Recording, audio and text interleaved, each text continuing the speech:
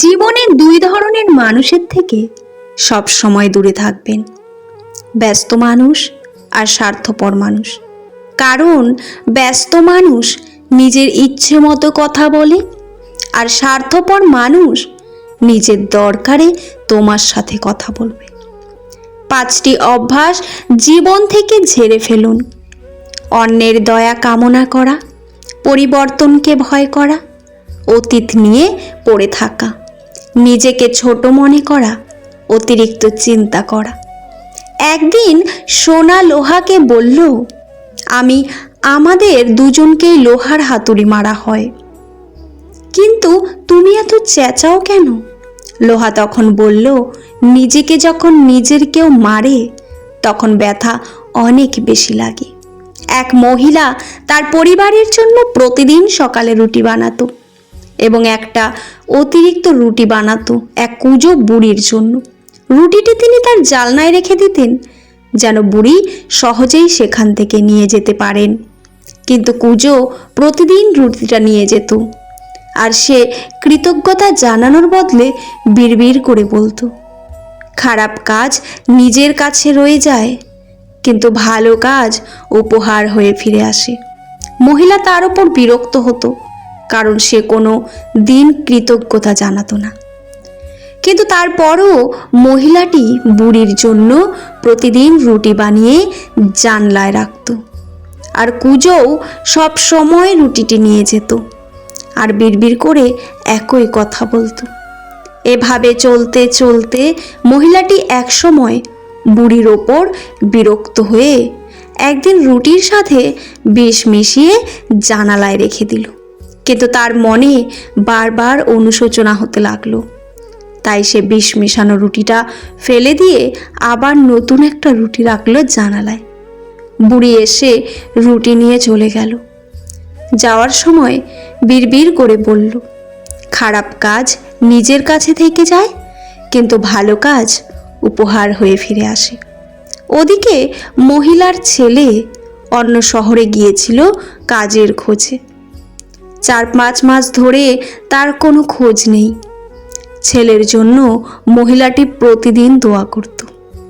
ওই দিন হঠাৎ মহিলা তার দরজায় খটখট শব্দ শুনতে পেল।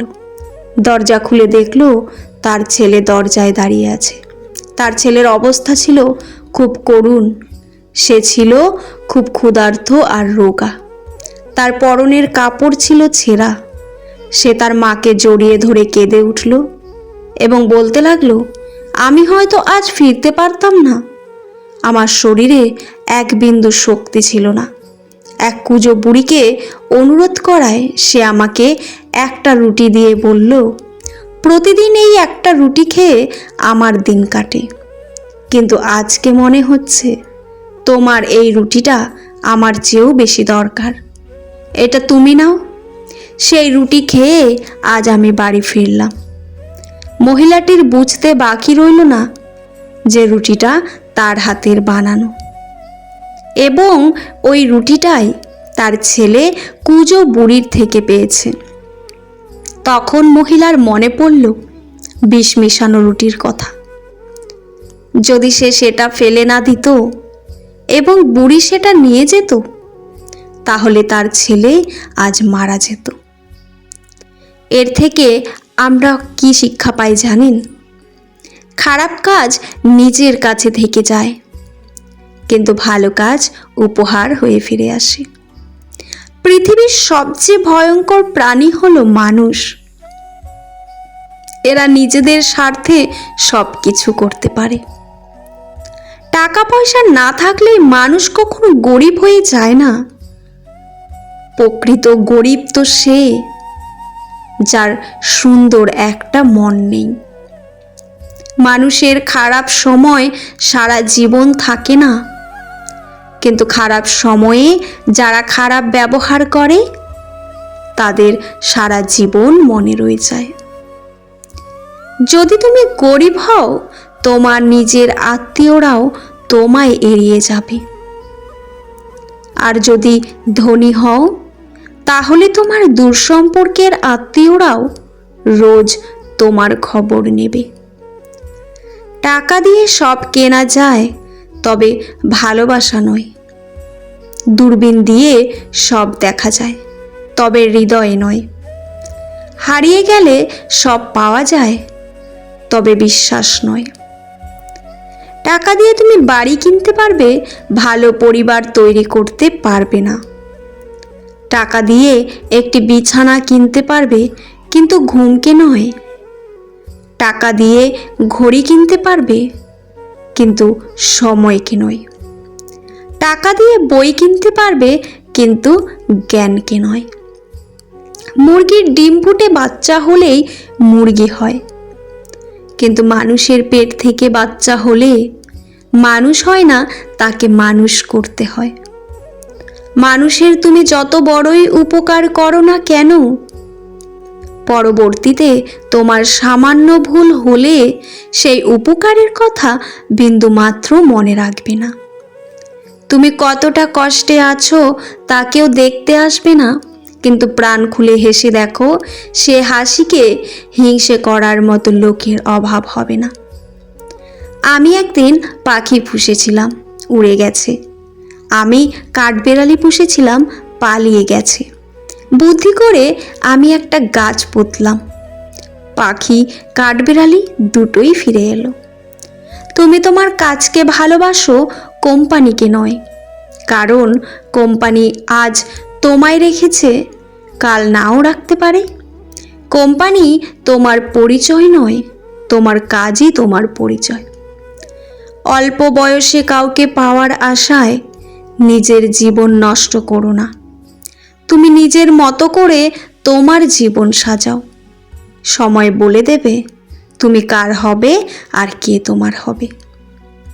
মানুষ যেদিন অন্যের ভুল ধরার চেয়ে সবার আগে নিজের ভুল ধরতে শিখবে, সেদিন মানুষ প্রকৃত মানুষ হবে।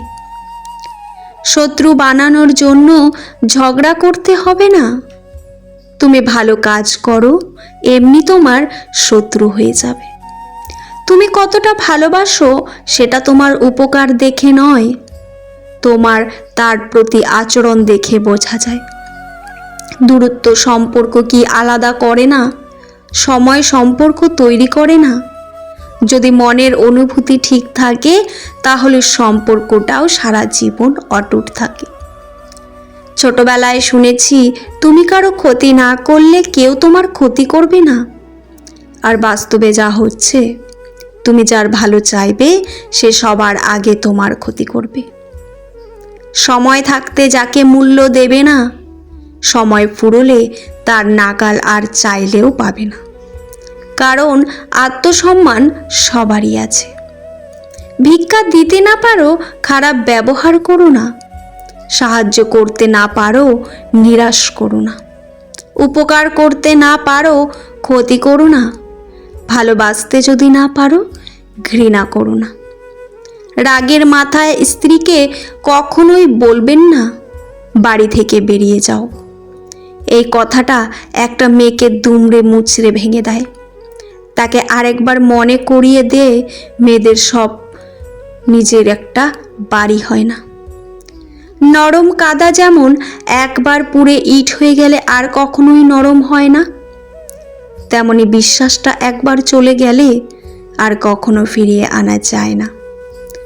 সন্তানকে ততটা শিক্ষায় শিক্ষিত করুন যাতে আপনার অসুস্থ অবস্থায় সে ডাক্তার নিয়ে আসে, উকিল নয়। অনেক জায়গায় দেওয়ালের গায়ে লেখা থাকে, কুকুর হইতে সাবধান।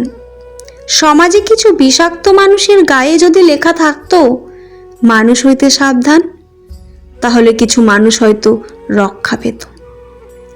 প্রার্থনা করার আগে বিশ্বাস করো, কথা বলার আগে শোনো, খরচ করার আগে উপার্জন করো, কিছু লেখার আগে চিন্তা করো, হাল ছাড়ার আগে চেষ্টা করো, মরার আগে বাঁচতে শেখো।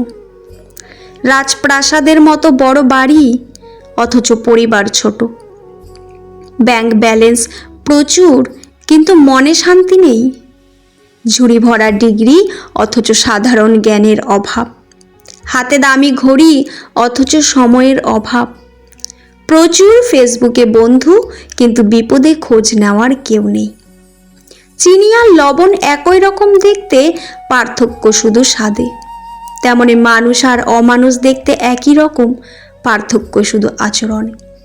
কিছু মানুষ নিজেকে নিয়ে খুব অহংকার করে, নিজেকে অনেক বড় ভাবে, কিন্তু তারা হয়তো জানে না ফুলের সৌরভ আর মানুষের গৌরব বেশি দিন থাকে না। পৃথিবীর নিয়ম বড়ই অদ্ভুত। মৃত মানুষকে কাঁধে নিয়ে যাওয়াকে মানুষ পূর্ণ মনে করে, অথচ জীবিত মানুষকে সাহায্য করার আগে 10 বার চিন্তা করে। আবেগ হলো মোমবাতি, যা কিছুক্ষণ পর নিভে যায়, আর বিবেক হলো সূর্য, যা কখনোই নেভে না। চিৎকার করে কখনো নিজেকে নির্দোষ প্রমাণ করা যায় না, তাই মাঝে মাঝে চুপ থাকতে হয়। জীবনে যদি বারবার পড়ে যান, তবে পথটাকে বদলান, স্বপ্নটাকে নয়। কারণ গাছ তার পাতা বদলায়, জায়গা নয়। কিছুদিন আগে একটা লেখা পড়েছিলাম, আল্লাহ দিতে দেরিও করে না, আবার তাড়াতাড়িও করেন না। আল্লাহ সঠিক সময় দেন।